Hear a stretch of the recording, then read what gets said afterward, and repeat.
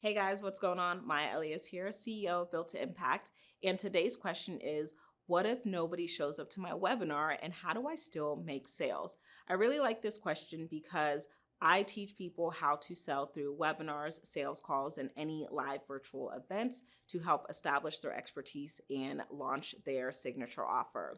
And one of the questions that I get is, I don't know what to do after the webinar or if I don't have a lot of people on the webinar. And so one of the things that you need to consider if you don't have a lot of people on your webinar is, do you even have the following or the volume or the trust for people to want to sign up for your webinar? This is an indication that you need to grow your following before focusing on having a webinar. If you have a low following, you should prioritize one-on-one communication like sales calls or interactions and private messages before trying to get a group of people on a platform to tell them about your offer. Now, if you do have a webinar and people do show up and you're not generating sales, that's an indication that you were either offering the wrong offer, you had the wrong audience, or your message didn't connect. So what you want to do after that is follow up with these people and ask them why did they attend the webinar and why they didn't move forward with your offer.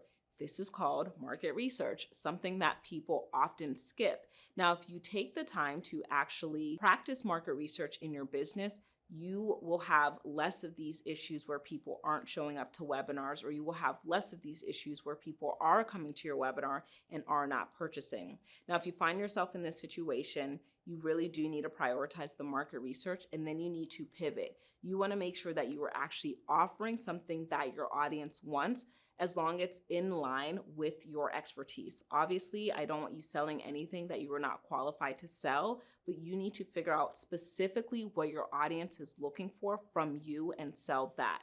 So if people are not showing up to your webinars, start emailing them, reaching out to them one-on-one in DMs, and get on the phone with them. Stop being afraid to get on the phone, learn about your audience, and sell to them what they need.